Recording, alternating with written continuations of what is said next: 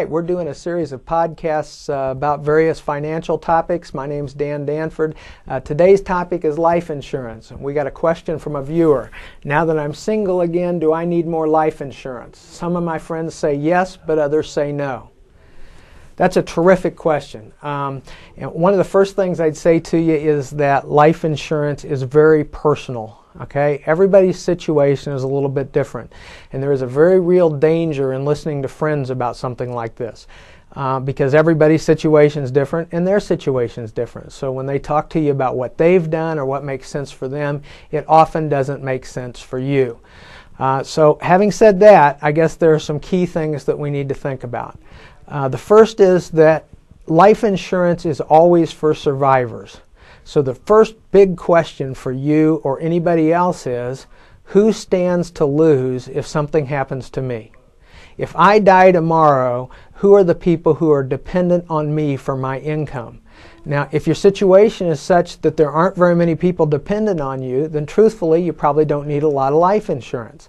If you have children who are dependent on you, many divorces you do, then life insurance is important because it'll provide money to take care of them at least until they grow into adulthood. If you have parents who are dependent on you, that's another reason for you to have life insurance. I mean, the bottom line on life insurance is it takes care of responsibilities that you have when you're no longer here to take care of them. So it may be that many people don't have needs for life insurance at all. One of the things I work with a lot of people in a lot of different financial situations, but one of the questions that comes up pretty frequently is when people reach retirement age, they'll have insurance that maybe they purchased earlier or whatever, and their question is, do we need to continue that? And we'll sit down and we'll look with them, and the truth of the matter is their kids are grown, their house is nearly paid off, they have money in the bank to take care of the other one if something happens to them. Oftentimes they don't need life insurance in a big way. It's a life stage issue. Typically, younger people with less money and more dependents need life insurance. Older people with less dependents and more money don't need it as much. Having said that, a couple of points that I always make in talking about life insurance. The first one we just hit, and that is if you don't have dependents, you probably don't need a lot of life insurance. Point two is that there are different kinds of life insurance. The big names are term life insurance, whole life insurance, and universal life insurance. Whole life insurance and universal life insurance both have some kind of savings component or investing component built in. Because of that savings or investment component, it's more expensive to buy. And that leads me to my second point, which is that term life insurance is often the best choice for people who need a lot of life insurance. It's because it's much cheaper to buy. It is purely an insurance product. I buy the product today, I pay premiums today, it pays money to my dependents if something happens to me. Okay, there's no savings component. If we cancel the policy 2 years down the road, there's no money to be paid to anybody else. The reason why it's so good, though, is because you can buy so much for such a relatively cheap amount of money. You have to think again, not only is the issue, do I need insurance, but then it becomes, how much insurance do I need? In today's environment, let's just think for a few seconds. If something happened to you and an insurance policy paid $100,000, okay, now one of the questions you have to ask is, if that $100,000 was invested and threw interest off to take care of my dependents, how much interest would it pay them? And $100,000 in today's economy will probably provide $2,000 to $3,000 or $4,000 a year. That's not very much money to take care of somebody. So you often need a large sum of money to take care of somebody for a period of time. If you were to buy a $500,000 term life policy, if you're in good health and relatively young, that would be the most inexpensive way to provide life insurance for the people who need it.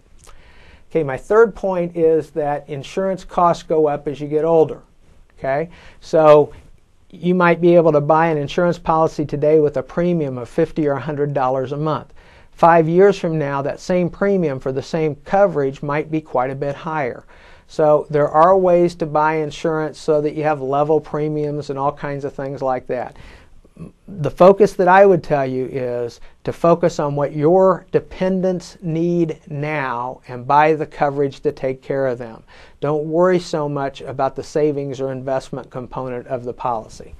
Going back to the question, now that I'm single again, do I need more insurance? Some of my friends say yes and some of them say no. Again, the bottom line here is that everybody's circumstance is different. Okay? So you need to look at your circumstance, your family, your children, your parents.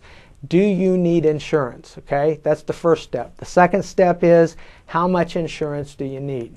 Okay? Then one last thing I want to add into this discussion, and that is, who do you name as beneficiary of your policies? This is a really important point. Children typically can't inherit money. So if you name your children as beneficiaries of your life insurance policy, something happens to you, $500,000 is paid out. If you leave your minor children, it will have to be supervised by the courts. Okay? That's not necessarily a bad thing, but it's cumbersome and expensive.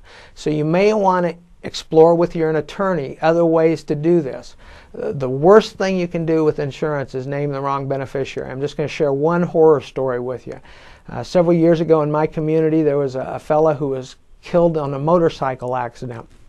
And there was $400,000 or $500,000 of insurance that was paid to him.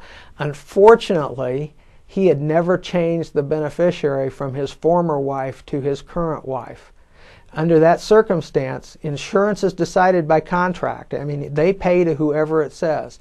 In that circumstance, the money was paid to his former wife. Now, that's certainly not what he would have chosen, but that's the way it was set up.